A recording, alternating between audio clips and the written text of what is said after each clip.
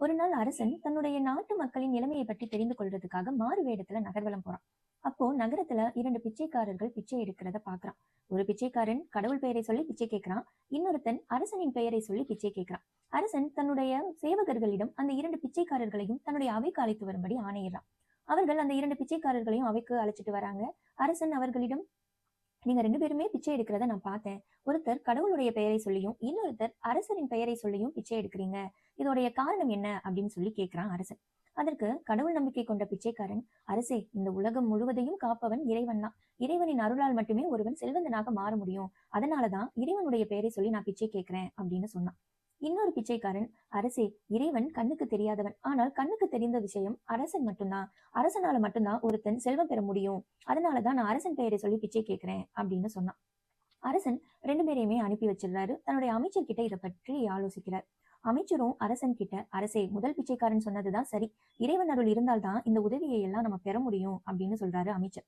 அரசனும் இறைவன் அருளா அல்லது அரசனின் அருளா அப்படின்னு சோதிச்சு பார்த்து தீர்மானிக்கலாம் அப்படின்னு ஒரு முடிவுக்கு வரான். கொஞ்ச நாட்கள் போகுது. அந்த நாட்டில் உள்ள ஒரு கோவில்ல திருவிழா நடக்குது. அன்றைக்கு அரசனும் குடிமக்களுக்கு சில பரிசுகள் அளிக்க போறதா அறிவிக்கிறார். பரிசினை பெறுறதுக்காக குடிமக்கள் எல்லாருமே வர்றாங்க. அவர்கள்ல அந்த 2 பிச்சைக்காரர்களும் வர்றாங்க. அரசன் ஒவ்வொருவருக்கும் புதிய துணி ஒன்றையும் கூடவே பரங்கிக்காய் ஒன்னையும் பரிசா கொடுக்கிறார். அரசின் பெயர்ல பிச்சை எடுக்கிறவனுக்கு மட்டும் பரங்கிக்காய்க்குள்ள தங்க வைர நகைகளை வச்சு பரிசளிக்கிறாரு. கடவுள் பெயரை சொல்லி பிச்சை எடுக்கிறவனுக்கு எல்லோரையும் போலவே துணியையும் பரங்கிக்காயை மட்டும் பரிசளிக்கிறார். கொஞ்ச நாட்கள் போயிடுது. மீண்டும் அந்த பிச்சைக்காரனை அரசன் பாக்குறான். அப்போ அவன் அரசருடைய பேரை சொல்லி மறுபடியும் பிச்சை எடுத்துட்டு இருக்கான்.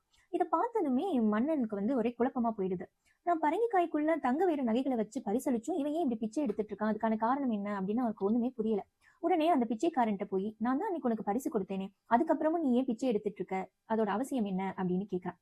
அந்த பிச்சைக்காரனும், அரசே, நீங்க அன்னைக்கு ஒரு பரங்கிக்காயை பரிசா கொடுத்தீங்க.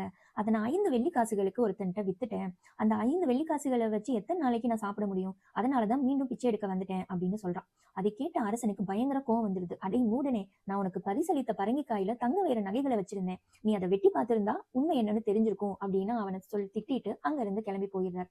கொஞ்சம் தூரத்துல ஒரு செல்வந்தனை பாக்குறார். அவன் தான் அன்னைக்கு இறைவன் பெயரை சொல்லி பிச்சை எடுத்தவன் அப்படிங்கறத அரசன் தெரிஞ்சுக்கிறார். அரசன் அவர்கிட்ட நேர போய், ஐயா, நீங்க இதுக்கு முன்னாடி பிச்சை தானே எடுத்துட்டு இருந்தீங்க, இப்போ எப்படி இவ்வளவு பெரிய செல்வந்தனா ஆயிட்டீங்கன்னு கேட்கிறான். அதுக்கு அவரும், அரசே, நான் என் தந்தை இறந்த தினத்துல சிலருக்கு இறைவனுடைய பெயரை சொல்லி அன்னதானம் வழங்குவேன். அன்னைக்கு ஒருத்தன் கிட்ட 5 வெள்ளிக்காசு கொடுத்து ஒரு பரங்கிக்காயை வாங்கினேன். அதை சமைக்கிறதுக்காக வெட்டி பார்த்தப்போ அதுக்குள்ள தங்க வேற நகைகள்லாம் இருக்கிறத பார்த்தேன். இறைவனுடைய அருளாலதான் நான் இன்னைக்கு பெரிய செல்வந்தனா ஆயிட்டேன் அப்படின்னு சொல்றார். என்னதான் செல்வம் நம்ம கையில இருந்தாலுமே இறைவனுடைய அருள் இருந்தா மட்டும்தான் அதை அனுபவிக்க முடியும் அப்படிங்கிறத அரசர் உணர்ந்தாரு.